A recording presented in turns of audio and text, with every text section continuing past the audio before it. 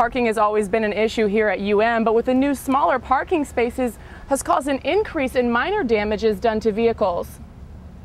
If you got your haircut at another location, like I did, Locks of Love still offers the opportunity to donate at events like these. During finals week, a lot of students come to the upper levels of the library where they can choose from over hundreds of thousands of books.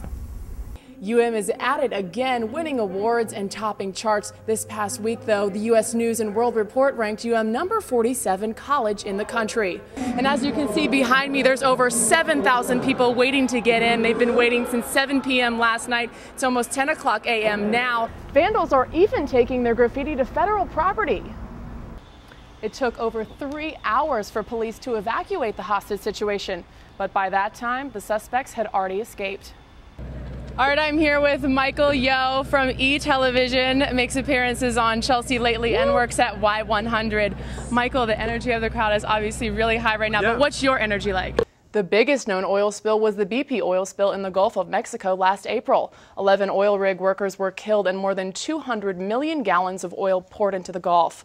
A blowout preventer that should have stopped the disaster failed. A testing firm hired by the government reported yesterday that the blame is now shifting away from the oil giant and toward those who built and maintained the device. There is a new leader of Tibet's government in exile, and he's a Harvard man. Lobsang Sangay will fill the shoes of the Dalai Lama, who announced last month he'd be giving up his political role. And I'm Emily Wingrove. Thank you for joining us. Construction of a new student activities center on campus got the go-ahead after a $20 million donation from the Fairhome Foundation. But with the new building comes the destruction of a campus landmark. And Portugal needs a bailout. Its government admits that it needs financial help from fellow members of the European Union. We might finally be seeing the end of the so-called birther debate. The White House released President Barack Obama's long-form birth certificate yesterday. It reads Barack Hussein Obama II, born on August 4, 1961 in Honolulu, Hawaii. The president hopes this will be the final chapter in what he calls a national distraction. A massive fire broke out last night in a fuel storage area of Miami International Airport. Dozens of flights were canceled this morning as a result. The fire broke out at about 11 p.m. in the airport's fuel farm and affected the fuel supply for aircrafts. Fire officials called the blaze very significant and credited firefighters with preventing the flames from spreading. The fire did not travel to any terminals or runways, and no injuries were reported. On a much lighter note, UM welcomed thousands of aspiring performers this week. It was the audition for Fox's new talent search TV show called The X Factor. I ventured over to the Bank United Center to see what it was all about. The American Idol of the UK is in Miami. Fox's X Factor took over the University of Miami's Bank United Center, and all walks of life made it out for the competition. I decided long change what they believe. You're simply the best. My entire life I've always wanted to be a singer. X Factor may seem like other talent shows, but what sets it apart from the others is that there's a live audience of thousands. They have to impress the fans as well as the judges. Fox is not only looking for the next X Factor, but they're looking for 2 more judges to accompany Simon Cowell and L.A. Reid. There's going to be 4 judges on the show, so there's 2 empty seats at the moment. The auditions are only being held in 6 U.S. cities, and in Miami, over 7,000 people showed up. And I'm really thankful to the X Factor to come to Miami and celebrate with us our culture. It's been a long wait, 3 days sleeping outside, and I'm ready. Even Sebastian made it out to the auditions, but special guest Gloria Estefan surprised the crowd with words of advice. Originality, be yourself. Something that stands apart, because you could be perfection singing, but if there's nothing of you coming through, it's a little harder. The X Factor premieres on the Fox network in the fall. UMTV's Emily Wingrove joins us live with more. One of those unique challenges comes during graduation season.